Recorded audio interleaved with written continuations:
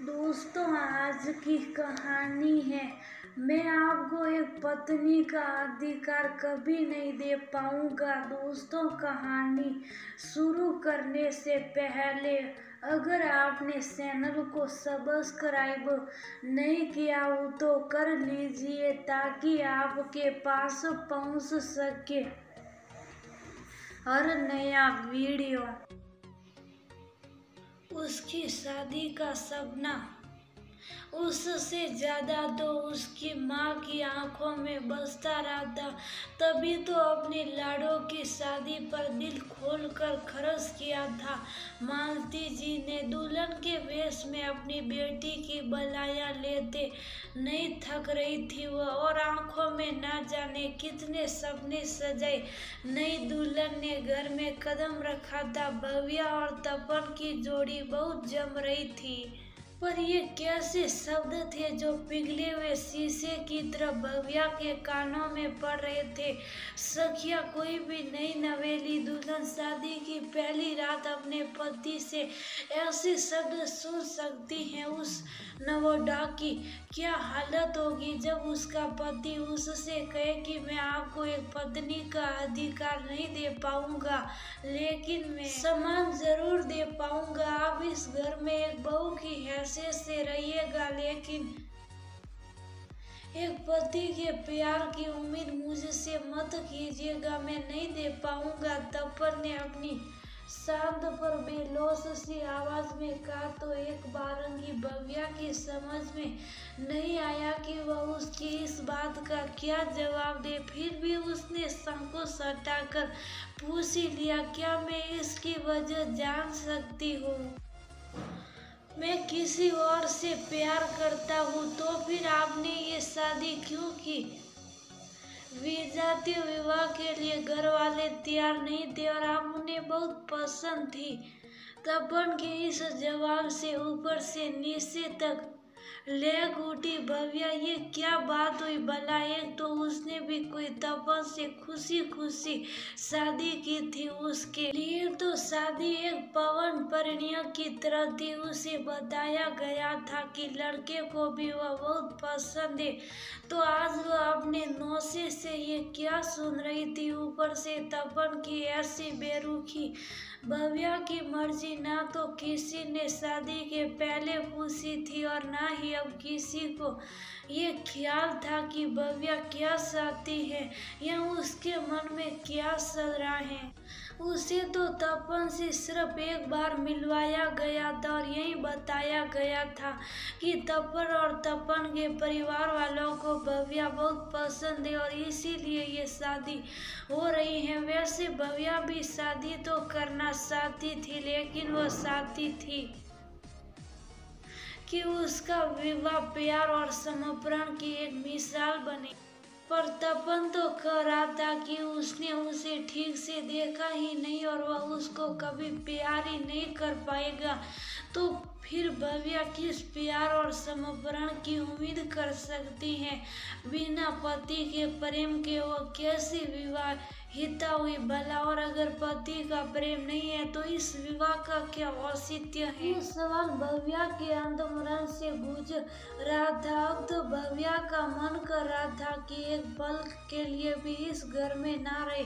शादी की पहली रात जब किसी पत्नी को कोई पति ऐसा कह दे तो उस पत्नी की क्या हालत होगी, इसका कोई अंदाजा भी नहीं लगा सकता है। माना भव्या एक मध्यम वर्गीय परिवार से थी और तपन अभी जातीय वर्ग का प्रतिनिधित्व करता था। क्या इससे तपन को भव्या की भावना से खेलने की इजाजत मिल जाती है? क्या ज्यादा अमीर ना होना अपनी जिंदगी को दूसरे की मर्जी से जीने लायक बनाने के लिए होता? ये तमाम सवाल थे जो उस रात भव्या के मन में उमड़ घुमड़ रहे थे। साथ में एक बात और उसके मन में आ रही थी कि क्या माँ और बाबा को पता है कि तपन किसी और लड़की से प्यार करता? तब भी उन्होंने मेरी शादी उससे क्यों करवा दिया?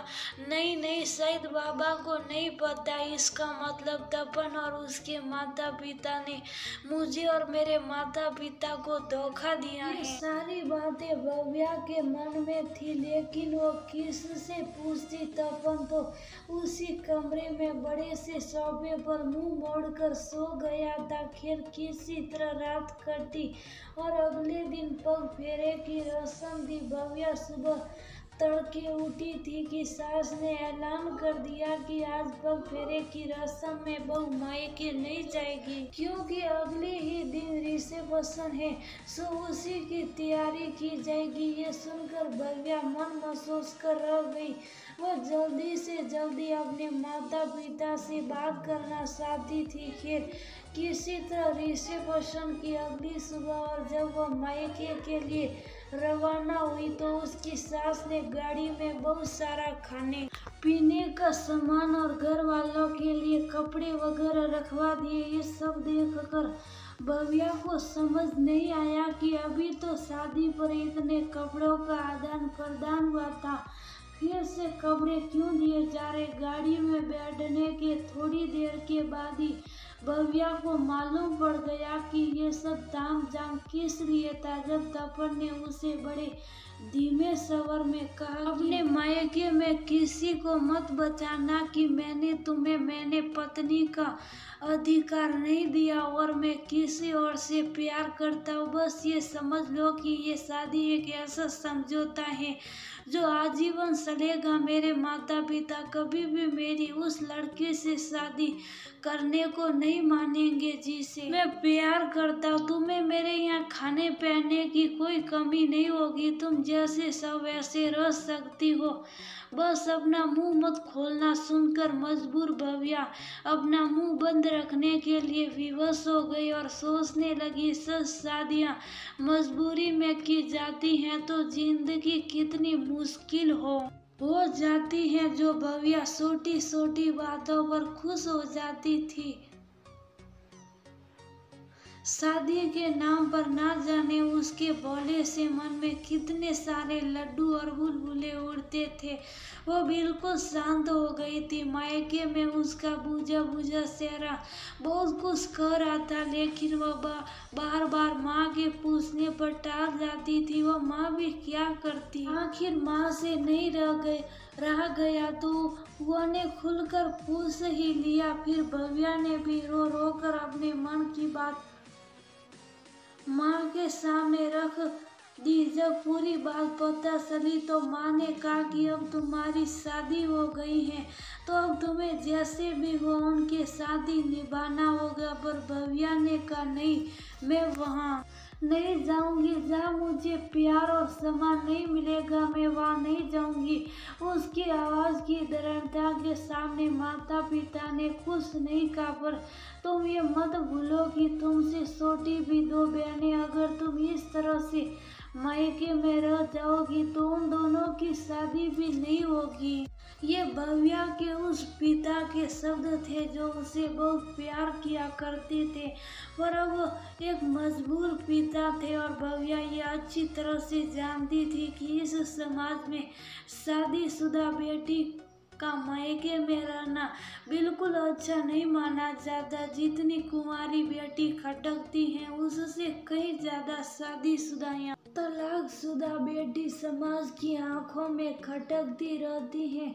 पर फिर भी उसने हिम्मत जुटाकर कह ही दिया, लेकिन बाबा मैं शायद पूरी जिंदगी उनके घर नौकरानी बनकर रहूं, लेकिन मेरी सेवा का भी कोई मोल नहीं होगा, क्योंकि मुझे पति का प्यार और सम्मान तो कभी नहीं मिलेगा आज, मगर मैं थोड़ा सा अपने लिए खड़ी होती हूँ तो कल को मेरी एक स्वाभिमान भरी जिंदगी होगी और मेरी दोनों बहनें भी अपनी जिंदगी के प्रति, अपने हक के प्रति और अपने अस्तित्व के प्रति संतर्क हो जाएगी। क्योंकि तपन जैसे लोग तो और भी मिलेंगे।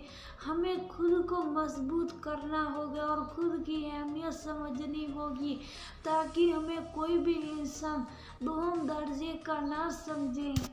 आगे थोड़े से विरोध के बाद भव्या के माता पिता उसकी बात मान गए थे और भव्या ने अपने जीवन का संकल्प निश्चय कर लिया था कि वह अपने पैरों पर खड़ी होगी और अपनी जिंदगी का रिमोट अपने हाथ में रखेगी। सबसे पहले तो वह आत्मनिर्भर होकर अपना मुकाम हासिल करेगी और इस क्रम में अपनी दोनों छोटी बहनों को भी आत्मनिर्भर बनाने में सहायता करेगी। अब भव्या के जीने की वजह बदल चुकी थी। वह अब अपने आप पर ध्यान देने लगी थी और अपने कैरियर बनाने की तैयारी कर रही थी ताकि वह तपन को तलाक देकर अपनी नई जिंदगी शुरू कर सके।